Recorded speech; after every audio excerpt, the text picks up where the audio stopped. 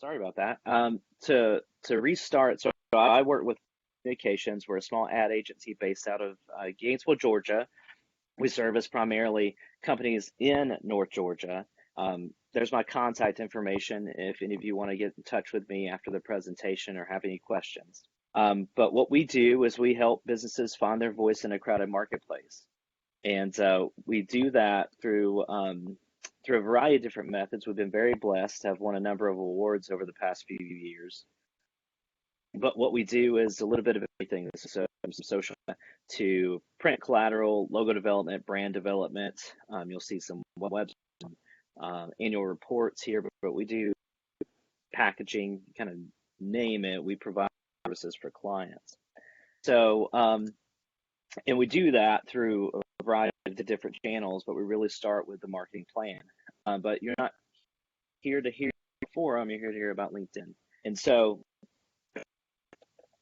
what I want to do as I present, I'm going to talk a little bit about the data that we see in LinkedIn right now, a little bit about personal, and then we'll go through a profile and kind of walk you through step by step how build your own profile and how to leverage LinkedIn for you or your business.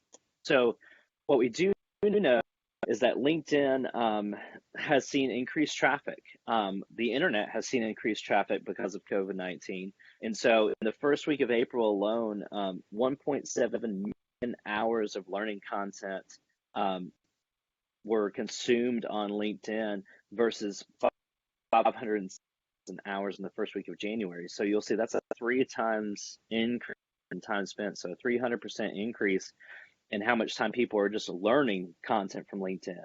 And so they're downloading slide decks and watching video and just consuming information on how to improve themselves. And so that's one way that LinkedIn is used. But with that said, it is also an opportunity for you, if you're not on LinkedIn, to kind of jump in and see how it can benefit you. So what we know is that LinkedIn has 610 million members. Of those 610 million members, 90 million of them are business executives. 63 million of them make the purchasing decisions for their business. And then there's a large sum of those users who are active monthly or weekly. Another thing that we know is that while most people spend a lot of time on other social media platforms like Instagram and Twitter and Facebook, LinkedIn, most users only spend 17 minutes in a given week on LinkedIn. So it's not as if typically, of course, you saw the data since April, but typically most people just check in once a week on LinkedIn and really just check their profile and see what other business people are saying. So that reflects, though, how often you should be posting. So we'll talk through that. 92% of Fortune 500 companies use LinkedIn. Many of those businesses have been on the platform since 2013, so there's a lot of history there. And then you'll see 80%, so 80% is a huge number of all B2B social media leads come from LinkedIn. So those leads don't come from Facebook or Instagram or any other platform. They come from LinkedIn. And we also see that most website traffic from social media for a B2B business, so like a manufacturer or anyone that deals with other businesses, comes from LinkedIn. We also see that while the platform is primarily male dominant and has been, there is a growing number of female users. So when this number used to be much higher on the male side of things, so we're beginning to see more adoption by female business leaders on the platform. So another thing that we know is that marketers have used this platform for a while. 92% of marketers say that they include LinkedIn in their digital marketing mix. So where you would think that most businesses use Facebook or use YouTube or use Instagram, the reality is almost all of them use LinkedIn. So and they also use these other platforms, but LinkedIn is the one that is kind of across all boards that everyone uses. So what does that mean if people have been on LinkedIn for that long? Well, it means that you should have been on LinkedIn for a while. And if you haven't been on LinkedIn, it's somewhere you need to be. And if you're not individually on LinkedIn, it probably is somewhere you may want to consider adding. So what is LinkedIn all about? So it's about networking in your career persona. So it allows you to create an online resume. I mean, for me personally, I don't remember everything that I've ever done in my career, right? We get to a point where you just can't remember what all you've done. Well, what this platform does is it allows you a place to store that sort of store your career information, right? You can put in all the honors you've received and all the every time you've volunteered for an organization and all of that information in one place. It also is an opportunity for you to share knowledge. So you can share content on LinkedIn just like you can any other platform, but you can also gain knowledge because there's a lot of business leaders on there, and a lot of them have a lot of interesting things to say, and so it's worthwhile for that. And then the last thing is it allows us to connect with leads and business partners and friends and colleagues just to stay in touch. And so that's another really powerful way that you can use LinkedIn. So before we get into all of the things that we can do on the platform, and let's talk about audience first. So with all social media, if you're a business, you have to think about why you're there. So if you're a business, why are you on Facebook? Why are you on Instagram? Why are you attempting to put together TikTok? Like what do those things work for? Like how does it work for you? So you have to ask the question, what are you trying to accomplish first? And then we can kind of decide how we want to use the platform. So if you're trying to get hired, so if you're looking for a job on LinkedIn, then you need to go about it one way. If you're wanting to find leads for your business, maybe you need to do something else. And or you just want to you're really working to become a knowledge leader in your industry and you want, to share the knowledge that you have, then that's a different strategy. So you really have to think about what your audience wants. So what recruiters want, what business leads want, what your friends and colleagues may want, to really determine how you want to use LinkedIn. So what is your brand? Well, for a personal brand, so if we're going to talk about like the business person, not just the business, you are who you are. You have an identity, you have a personality, right? And so what we want to do is we want to display those things consistently. And so when we say consistently, we mean consistent messaging. So making sure that, your voice is always the same in the way that you approach things when you post. What headshot do you use? If you add a profile header, because you can add a custom profile header, what does that look like? Is that defining for your personal brand? And then some people, if you get into this knowledge leadership space, you may even want to use consistent color schemes, almost build out your own brand.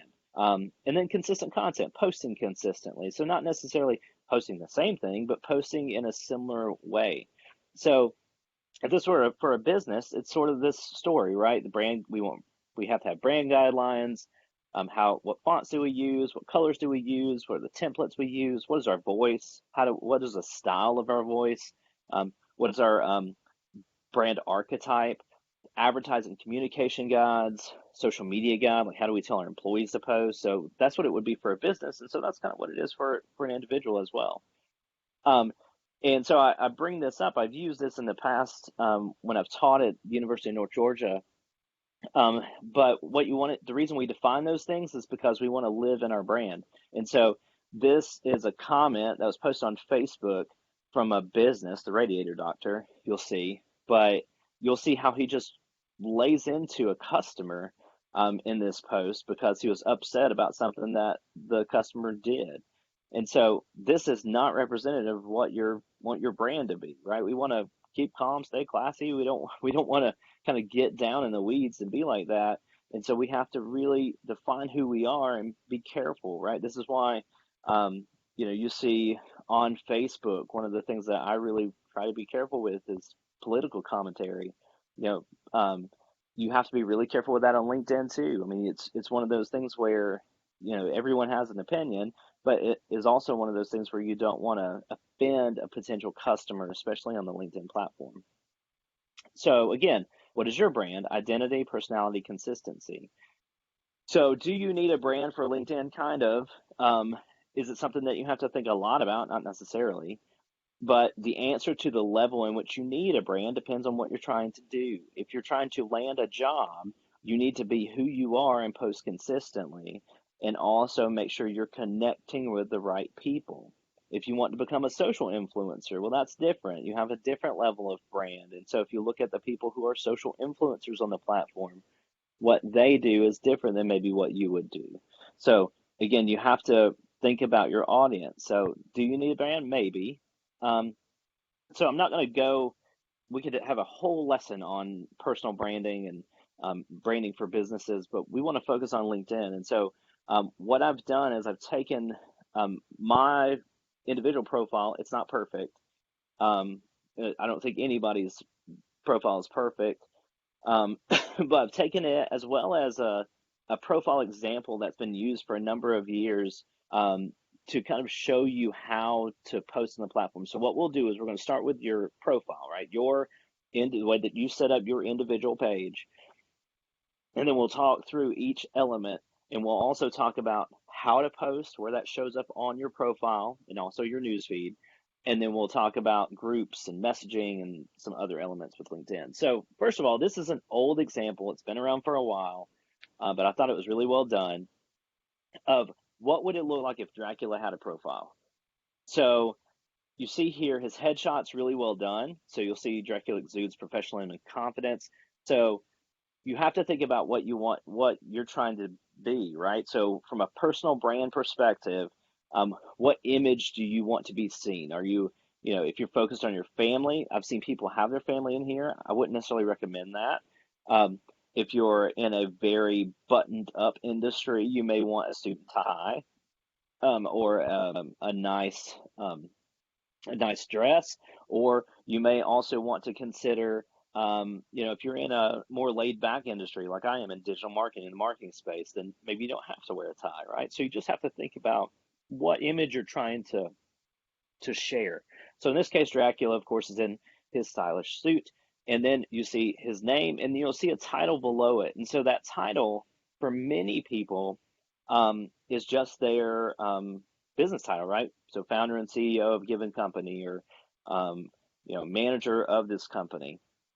Well, you can customize that header to provide messaging that may be more buyer focused. So what is it that the people that come to your profile, what do you want them to know about you? So, you are a little bit, you're more than your title at work, right? You've done more things than just that. And so you can share more. So if you're looking for a job, you could put that you're, seeking a position in this industry. Or if you're, seeking business partners, then you can say that in that title and then what industry it's in. So you can be a little wiser than just having your business title in there. And then at the bottom, you'll see it says you can create a custom URL. So my LinkedIn profile is at linkedin.com/n/Nick Kastner.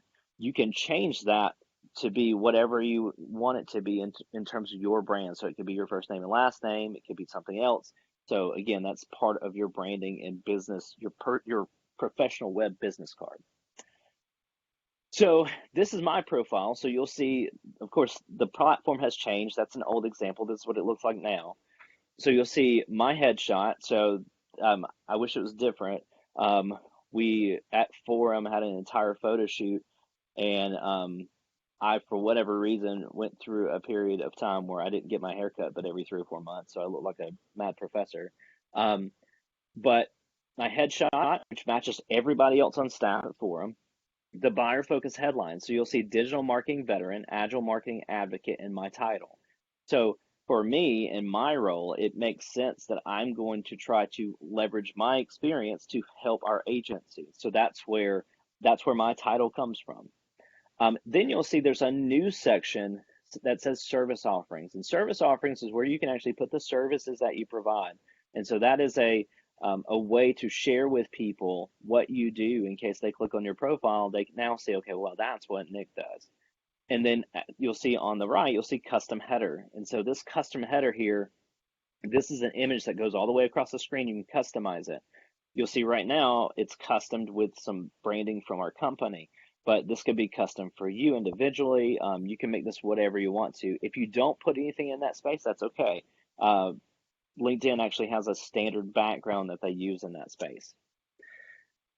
So the next thing is your background. And so you'll see here, Dracula's background, going back to that example.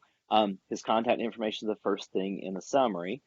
So you'll see that here at the very top. I'm mixed on this. So there is risk and reward in doing this. So it gives easy access to contact info. So on LinkedIn, if you go back here, you'll see that people can click contact info and learn more about you. Well, this isn't necessarily public. This may only be for people that you are connected with. And so if only people that you are connected with can see your contact info, then you may want to share it in your summary or in your about section. However, if you do that, know that you could run the risk of driving spam to yourself, right? So phone calls, emails, all of those sort of things. So there's risk and reward in doing that. So, I mean, you could do that if you're in a sales position, it may make sense. But again, it's one of those things that you have to be careful with. Then you'll notice the rest of his copy, do you miss the vitality you once felt? Goes on, it's trying to get you so that he can drink your blood. But it's buyer focused. It explains what problem he solves, whose problem he solves, and how, right? So it's very buyer driven. So this is going to depend on your position. So if you're in a sales role, then it makes absolute sense that you would do this. If you're in a different role, it may be different. So I'm going to share mine. So this is my about section, and you'll notice the very first two paragraphs are about Forum and not about me. So my focus would be to drive clients to Forum. So I'm not necessarily worried about me at first. I'd rather you know who Forum is, and then here's what I do for Forum. And so that's why. And you'll also, too, you'll see here, this first paragraph is what actually shows, and then there's a see more button where they have to click to read the rest of this. So that is also strategic decision on my part on how I built this. So again, it's business centric, focus on the business, and then what I've done. Then questions to consider. So here are the things that you have to think about. So do you want to write in first or third person? So in mine, I write in third person, right? So it says Nick oversees brand and digital strategy for Forum, not I oversee. So the reason for that is I do speaking engagements like this. And so it's really easy if someone asks, can I get a copy of your bio? Oh yeah, it's on LinkedIn, just go grab it. Rather than me having to, reach out and kind of rewrite the bio every time, right? So it's an easy access to my information. If you write it in first person and you say I, maybe that's strategic. Maybe you want people to know what you have done and what you do. And so if you're not in a role where you speak frequently, it may make better sense and make it more personal to write in first person. So that really depends on your audience and what the purpose for your page is and what your goal is. So again, that's more just really thinking through why you're on LinkedIn. And so moving through the rest of these, many of these news sections were posted after the Dracula example. So we're going to use my profile for the remainder of these. So we know that there's a news feed, and on the news feed is all the posts that you see and all the businesses that you follow. So if you follow Northside Hospital or Northeast Georgia Medical Center or Gary Vaynerchuk or whoever it is that you follow, all of those items will be in your news feed, just like on Facebook. But what you see is what everybody else posts. And then people in their newsfeed see your posts. So how do we keep up with what you've posted? Well, the next section is activity. So on your profile page, it'll say activity, and here's what you've posted or replied to or commented on or shared. Like it'll show all that, and you click see all to see all those things, or you can manage your followers. And so the people that you have connected with are your followers, unless they've chosen not to be. So how often should you post on LinkedIn? Well, at a minimum, I would recommend 1 to 2 times per week if you're actively using LinkedIn. At maximum, you should only post 1 to 2 times per day. Individuals who tend to post more than 2 times per day actually see a decrease in reach. And so there are fewer people that see those posts. A couple of other tips on posting. So you'll see a post here on the right as an example. Also, you'll see a very good title, right? We talked about titles. So you'll see relentlessly helpful technical copywriting for B2B websites, LinkedIn nerd, author of content at DNA. So like you'll see that like it defines who he is. So you have an idea of who his brand is immediately. So simply post good content is the first recommendation that I would make. Just post things that are beneficial. So you'll see in his here it says LinkedIn summary tip. Don't write about yourself in the third person. Sounds too formal and detached. So right, so he recommends not to write in the third person. I would argue it depends on what you're posting about. So text only posts outperform video or image posts. So believe it or not, on other platforms like Instagram, Facebook, Twitter, um, posts with video or images tend to do better. So you have emojis and icons on your posts. You can also, so emojis and icons, as you can see here. You can also use LinkedIn native video rather than linking elsewhere. And so that is on the platform, you can actually, just like Facebook, if you Facebook or just post a video, you can do the same thing. Utilize hashtags. So hashtags are widely used on LinkedIn, and it also helps you reach a broader audience. So when you type in and post something, it actually will show hashtag options once you click the hashtag to relate back to your content. And then you can post content that drives comments. So not just reactions. So reactions would be like likes and claps and the little idea bulb. Here we want to drive comments and shares, and so we want to post content that would drive that sort of reaction. So, and the remainder of these things are pretty self-explanatory. So the next thing on your profile after your activity is your expense. So again, what is the purpose for your LinkedIn profile? Who is your audience? So if you consider your purpose, if it's to drive a job opportunity, then you can post about that. If it's to drive leads, then you can post that sort of content. So that's where you have to think through, okay, why am I doing this? So for me, you'll see, my job at Forum, here's what I do, and then you'll see at the University of North Georgia what I did. And you'll notice here, which, again, my profile's not perfect, the Forum copy is written in third person, where my marketing manager title here when I was at the College of Business says during my tenure, so it's actually in first person. So I actually need to go back and fix that so that they're all in the same voice. So again, just an example. So you also have to remember that just because someone added you doesn't mean that all of a sudden you're going to drive a ton of leads. You also have to think about well, and we'll get to this to talk about connections, but there's different levels of connections. So just because you create a relationship doesn't mean that on LinkedIn that it's a serious relationship, right? So next is education. So again, what's enough for your audience? I would say not to go back and post your high school. So some people will go in and post where they graduated high school. I don't think that's necessary unless you're in a small community, and that matters, right? In some cases, that does matter, where you want to make sure they know that you graduated from a given high school if you're in a small community. But otherwise, I would recommend maybe not doing that. Again, consider your purpose, consider your audience. Next are licenses and certifications. So if you do have any licenses or certifications, I would recommend that you post those. Make sure you post when they were issued and the expiration date. Give as much detail as you can, because if the company is already a LinkedIn partner, their logo will actually show up there. So you'll see that here. And then next is volunteer experience. So if you do a lot in the community, you can post your volunteer experience here. Again, just another, depends on your audience, depends on your purpose.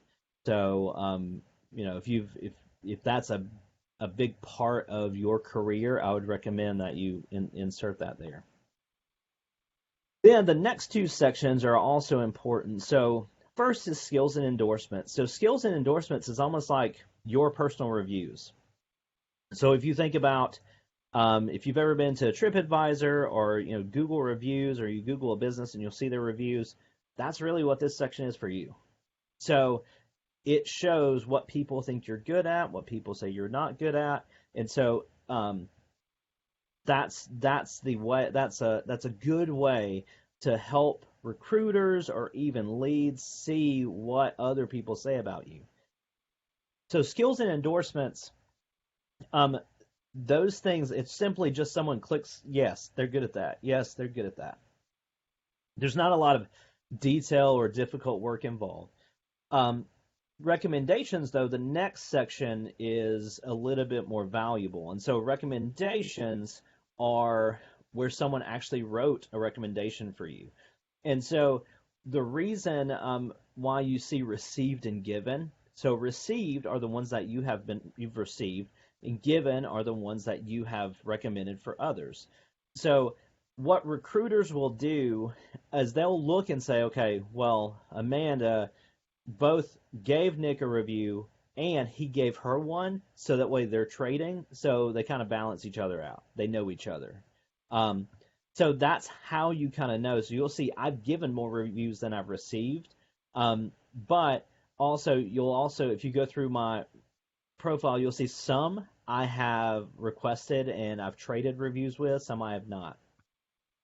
So you can ask any connection, so any of your connections for a recommendation. So you click ask for a recommendation, and then you can just say, hey, I'd like for you to recommend me if you wouldn't mind. And so that's a good way to build your quote unquote resume, quote unquote reviews before applying for a job.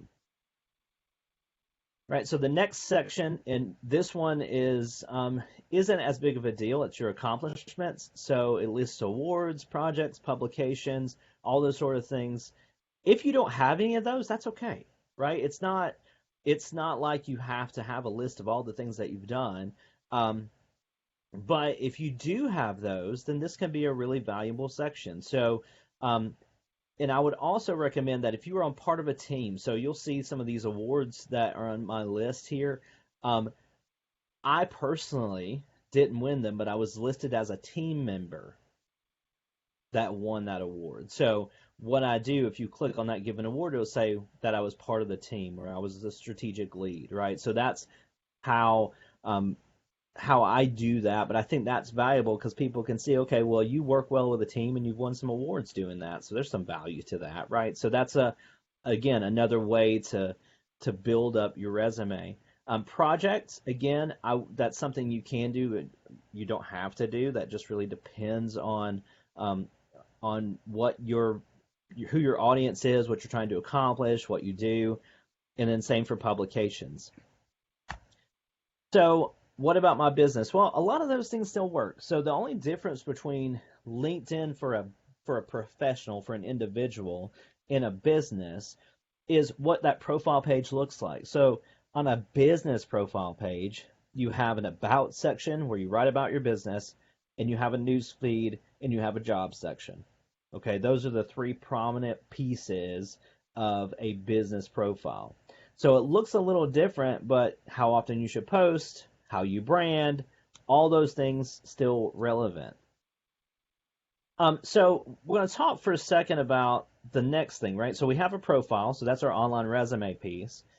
And we've talked about posting content. So we'll also talk about groups in a second, which also relates to that knowledge leadership piece we spoke about. But let's talk about leads. So lead generation is about connections, right? So we can connect to other people. What we do is we click on there, we go to their profile, there's a little box that says connect, you click connect, and then it gives you an option to speak to them. So how does that work? Well, it's not like other platforms where you can just friend someone. The way LinkedIn works is it works on this framework of connections. So if you've ever played the game 6 Degrees from Kevin Bacon, where you try to choose an actor and then get back to Kevin Bacon with other people he's acted with, that sort of is how LinkedIn works. So your first level connections are those people that you know, the people that you've already connected with. The second level connection is, okay, so they know someone I know, or they are connected to someone I am connected to. And then third level is that you don't have any mutual connections anywhere down the path. Okay, so that's how that works. Well, you can directly connect with second level connections. You just click connect, and then I would recommend that you talk to them, or there's a box where you can say, okay, here's how we met, here's how I know you. Give them some guidance as to why you are connecting with them. Otherwise, they may refuse the connection. They may not remember you. Third level connections is even a little bit more difficult. So usually, what you have to do is kind of network your way to that person. So that's how connections work. So one of the kind of best tools in LinkedIn is its search functionality. And so with LinkedIn, their search tool is really cool because you can go in and actually do just a blank search. You go to all filters, and under all filters, you have access to all this stuff, right? So you can see your first level connections only, your second level connections only, people you're not connected to at all. And then you can say, okay, I only want to see people that are connected to one individual that I know. Or I only want to see connections that are in Georgia. Or I only want to see people that work at the Forsyth County Chamber of Commerce. Or maybe I want to see people that used to work for Google that may be first level connections. Or maybe I only want to see people in a given industry like healthcare. So you can tag these too. So you can say, I only want to see people in Georgia that may at one point have worked for Google that are in marketing and advertising, right? So you can kind of connect those things. So there's a lot of value in that tool, especially for lead generation. So as we get back to this idea of messaging, so let's say that we want to connect with some people. We do a search. We do a second level search, so we want to see people that we're kind of connected to. Well, let's explain why we want to connect to them, and then if they accept, then you can message them, but don't be overly aggressive. So a good example is this one over here of Theo. So Theo works for a company called Relative Insight. I connected with him because their software works in the marketing agency space. So I was really curious as to what their software did. So we connected, and he reached out to me and said, hey, would you have time just to talk about what we do? Which is a really simple way to follow up, right? However, I also had another person who's a videographer here in North Georgia who reached out to me. We connected, and I had seen some of his work, and he reached out and said, what current vendors do you work with for video? And of course, I responded and said, well, we have 2 partners that we work with right now, sometimes 3. They all do a very good job, but I was really just curious to connect because you never know when we might need someone, and this person in South Georgia. And so he responded and was like, well, I'm sure that it was something very aggressive, like, well, I'm sure that we would probably be cheaper than whoever it is you work with. And I was like, I'm not a cost buyer. We don't buy based on cost. We buy based on quality. So, and I didn't respond, and he responded again and again, and it was just very aggressive. And so that's not what you want to do. So if you want some guidance on how to write sales messaging, HubSpot provides a really good, you'll see /sales/sales-email. There's a page that talks about how to write a sales email, but that's similar to what you would do in LinkedIn. Right. So, yeah, you don't want to do this, right? Thanks for connecting with me and then messaging me 5 minutes later with a sales pitch. We don't appreciate that. The one thing I would like to mention, though, is we talked about is first, second, and third connections in messaging. There is a paid platform for LinkedIn. So you can pay anywhere from $30 a month to $130 a month. But that platform gives you access to what they call in-mail. And so in-mail is really the ability to message someone that you are not connected to. Okay, so we talked about first level connections, right? So we can connect those people all the time. We can message them. There's not a problem. Second level, you can message them, but you just need to be mindful, because you're messaging people blindly. So you might want to connect with them first. You can even ask a friend for an introduction. So whoever that second level connection is, so the person that's connected to them, that is connected to you, ask them for an introduction. You can do that. But third level connections are a little bit tricky because they're reaching out to someone you've never spoken to before. So you have a limited number available every month of messages you can send to that are people you don't know.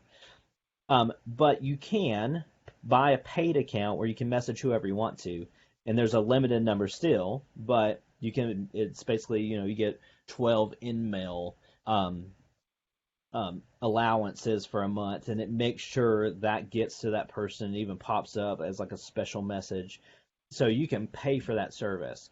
So if you were to, let's say you wanted to talk to recruiters and you paid that $30 a month, that's really a career looking for a job sort of plan. You could do that. There's a business professional level at $60 a month that allows you to connect to people, and you have 12 in-mails, and you can also see everyone that's looked at your profile. So, Facebook, you don't know who's looked at your profile. But with LinkedIn, you see the first 2 or 3 people, the most recent people. You can pay to see who looks at your profile. And then if you go to the top level at $130 a month, that is actually a recruiter level commitment. And so it gives you access to more information on a recruiting level if you're trying to hire new people. All right. So the last thing I want to mention is LinkedIn groups.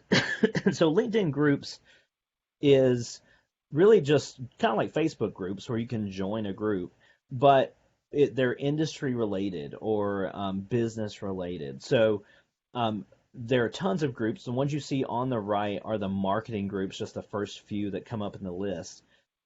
But you'll see they range from 750,000 members to 200 or 300 members. So what you want to try to do, if you want to use LinkedIn to drive leads, you can join LinkedIn groups. You can choose the groups that you join, and you want to join ones that are related to your industry. But when you do, you will have the opportunity. You could just go in and start posting and say, hey, I work for this business. Do you want to do business with us? And you can be really aggressive.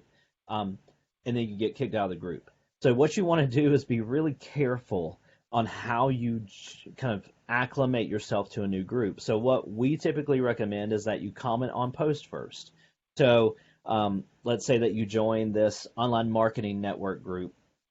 So you join the online marketing network group, someone posts something, you don't try to sell anything, you don't push your business, you just post something positive about that given post. So find a post that's related to you and just be really positive and start, responding to other people's content. Once you've built some trust, built some friends in the group, you've started connecting with some people, not like an aggressive sales way, but in a friendly way. Maybe you're in the same industry space or even competitors and connecting with people. You can develop trust, and then you can start creating content for the group. I wouldn't ever go in and start pushing your business. You don't want to use push marketing tactics, right? So a push marketing tactics is like a as seen on TV ad, right? That's not what we're trying to do on LinkedIn. We want to pull users to us because of, we're sharing expertise, we're sharing content that's meaningful, we're posting in these groups that's helping other people. Like that's really where we want to be. That's how we want to go about trying to be a member of this group. So that would be my best advice for how to deal with LinkedIn groups. They're very, very powerful. You would be shocked about how much business takes place in these groups. So that's another great tool that you could use. So with that, I'm going to stop screen sharing and see if anyone has any questions. So the first question I see from Crystal is, I'm assuming you did not connect with Theo. I get connect requests regularly and I don't accept them sometimes. I actually did connect with Theo. I just didn't, we haven't gotten on the phone yet. So, and I did that again just because I'm curious, right? So I connected with him first. He asked me to connect, and I do that frequently with potential vendors. And then if that doesn't end well, I tend to disconnect from them. Do I connect with competitors? That's a good question. So on occasion, yes, because agencies actually learn from each other. And so there's sort of for the most part, if they're a high quality agency, we don't go after each other's clients. 9 times out of 10, if a client is unhappy, they'll go searching for someone else on their own. So that's not something that we tend to actively do. If I do know of an agency though that does that comes after my clients, then I would not connect with them. Because you have to remember, like my connections, I have close to 2,000 connections. So, it's not like they could cherry pick all of my clients out of that list. That would be a difficult project. So, boosting views to your company page, another good question. So, LinkedIn does have a paid platform, so you can pay and advertise on LinkedIn. However, with Facebook, if you buy a Facebook ad, you're buying the ad and it's going to be placed where you tell it to be placed. In LinkedIn, if you use their self-service pay platform, as most small businesses would do, they actually give first right to larger businesses. So LinkedIn, if you work with a LinkedIn sales staff member, there's a minimum of $10,000 in ad spend. And so what they do is they give them first priority, and then the other businesses that use the self-pay platform or self-setup platform, then they give them access. So it's not really a fair game to play with LinkedIn ad buying. But what you can do is good content and share it. I mean, you individually get more contacts and more connections. What you do is you can post for your business, and then you share that content on your own profile. So that's one way to drive traffic to your company page. How do you have several LinkedIn accounts? I have 3 totally different businesses. Wow, that's a good question. So you can have multiple. So I have access to multiple business accounts. So you can actually set up different business profiles for every business, right? So I have access to a number of our clients' profiles. So I set up many of those. So you can have access to different businesses that you've set up. So if you have different business profiles, and you also, if you felt the need to do that, is you could set up several LinkedIn accounts under different email addresses. What I might suggest is that you set up one and then just have it connected to those 3 businesses. You don't want to overcomplicate your social media effort. So, Beth, if you could create some difficulty in your ability just to keep up with everything if you had one for every business. So you personally may have one LinkedIn account, but it's connected to your 3 different businesses. So that's that one. If you wanted to talk about that, you could email me after this, and we could talk through that, because it really just depends on what those businesses are and how they're set up. Okay. All right. Any other questions? LinkedIn Analytics, of course, yeah. So with LinkedIn Analytics, it's not as they're just as useful as like Twitter Analytics, I would say. LinkedIn, their analytics, I'm actually logging into it right now just so I can give you some kind of live feedback about it. But with business accounts, you can see who has you get traffic numbers, right, on how many people have seen your page, how many people have interacted with the page. They don't really give you that sort of information individually for like personal accounts.